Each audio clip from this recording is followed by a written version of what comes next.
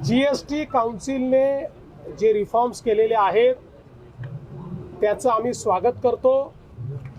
देशाचे प्रधानमंत्री नरेंद्र मोदीजी यांच्या दूरदृष्टीने वन नेशन वन टॅक्सच्या रूपानं जीएसटी सुरू झाला। जीएसटी सुरू झाल्यापासून देशामध्ये जीएसटीचा लीडर महाराष्ट्र राहिलेला आहे। महाराष्ट्र सर्वात जास्त जीएसटीत कॉन्ट्रीब्यूट करतो आहे।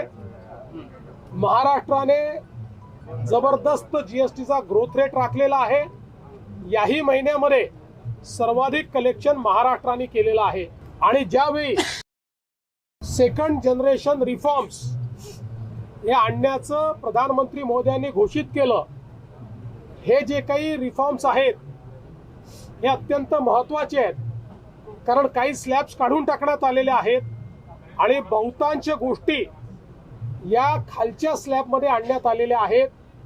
म्हणजे एक प्रकारे लोकांवरचं जीएसटीचं बर्डन हे कमी करण्याचं काम हे मोदीजींनी केलं आहे। देशाच्या इतिहासात असं फार कमी होतं की अशा प्रकारचे जे काही इनडायरेक्ट टॅक्सेस असतात त्या टॅक्सेसमध्ये इतका मोठा स्वीपिंग रिफॉर्म हा शक्यतोवर पाहायला मिळत नाही, पण तो मोदीजींनी केला आणि त्याला काल जीएसटी काउन्सिलने मान्यता दिली।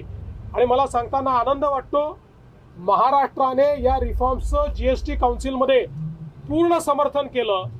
आणि ज्यावेळी जीएसटी रोल आउट झाला त्यावेळी लोक म्हणायचे की अडचण होईल, पण ती झाली नाही।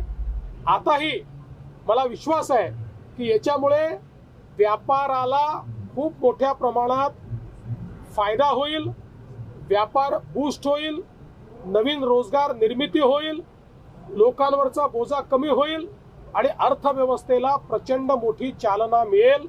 आणि म्हणून हे सेकंड जनरेशन रिफॉर्म्स करण्याकरता मी प्रधानमंत्री नरेंद्र मोदीजी यांचे मनापासून आभार मानतो।